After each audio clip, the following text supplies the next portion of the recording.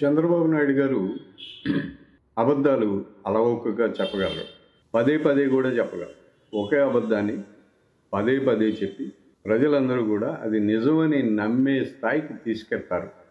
అది ఆయనకు ఉండే గొప్పతనం. మొదటి నుంచి ఆయన రాజకీయాలు అలాగే ఉంటాయి. ఒక అబద్ధాన్ని తీసుకొని దాన్ని పదే పదే పదే రిపీటెడ్గా ఆయన చెప్తారు. పార్టీ నాయకులతో కూడా చెప్పిస్తారు. ఇప్పుడు తాజాగా ఆంధ్రప్రదేశ్లో వైద్య కళాశాలలపై కూడా ఆయన అదే చెప్తున్నారు.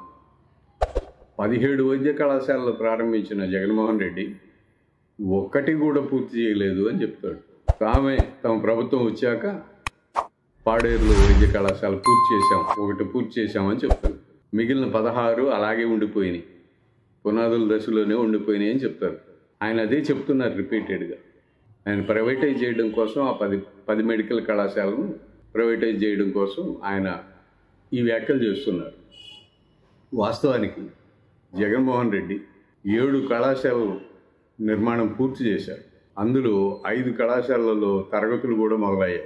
ఫ్యాకల్టీ నియామకం జరిగిపోయింది, తరగతులు జరుగుతున్నాయి. 2 వైద్య కళాశాలలు గత ఏడాది ప్రారంభం కావాల్సి ఉంది. అందులో పులివెందులది కూడా ఒకటి. అయితే గత ఏడాది అధికారంలోకి వచ్చిన కూటమి ప్రభుత్వం, ముఖ్యమంత్రి చంద్రబాబు నాయుడు మాకు మెడికల్ సీట్లు అవసరం లేదని నేషనల్ మెడికల్ కౌన్సిల్కి లేఖ రాశారు. ఇప్పుడు ఆ 2 కూడా కలుపుకొని మొత్తం 10 కళాశాలను ప్రైవేటైజ్కి ఇవ్వడానికి ప్రయత్నం చేస్తున్నారు. వాస్తవానికి 10 కళాశాలలు 1-2 తప్ప మిగిలిన అన్నీ కూడా 80-90% పూర్తయినాయి.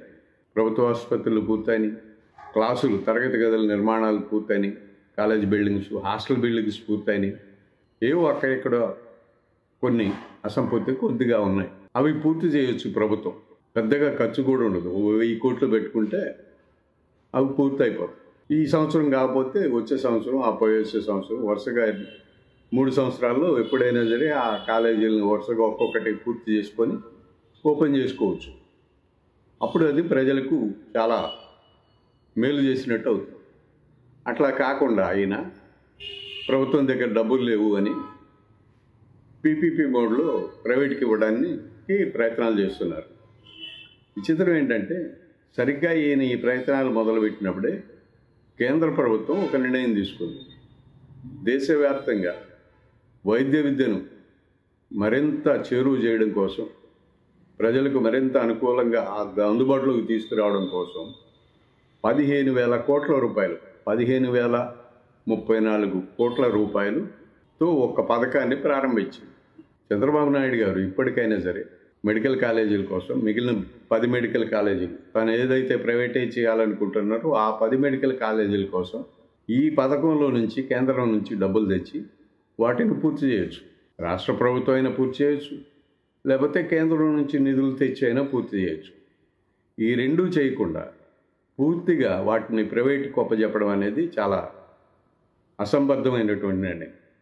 ఈ నిర్ణయం పట్ల రాష్ట్రంలో ప్రజలందరూ కూడా వ్యతిరేకత తెలుపుతున్నారు, అన్ని వర్గాల ప్రజలు.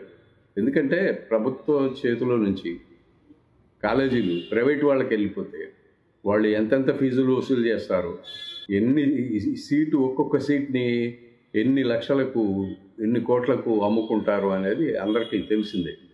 అలాగే వైద్యం కూడా అందుబాటులో ఉంటుందా ఉండదా అనేది కూడా అందరికీ తెలిసిందే.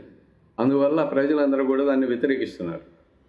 ఇప్పటికైనా సరే చంద్రబాబు నాయుడు తన అబద్ధాలను మానుకొని జగన్మోహన్ రెడ్డి నిర్మించినటువంటి 7 కళాశాలను అంగీకరించి ఈ 10 కళాశాలను కూడా ప్రైవేట్ చేయకుండా ప్రభుత్వం ద్వారా పూర్తి చేస్తే మంచిది. కేంద్రం కూడా అలాగో కొత్త పథకం తెచ్చింది కాబట్టి, దాని ద్వారా నిధులు వస్తాయి కాబట్టి ఇప్పటికైనా సరే చంద్రబాబు నాయుడు గారు అబద్ధాలను వెళ్ళవేయడం ఆపేసి ఈ కళాశాలను పూర్తి చేస్తే మంచిది.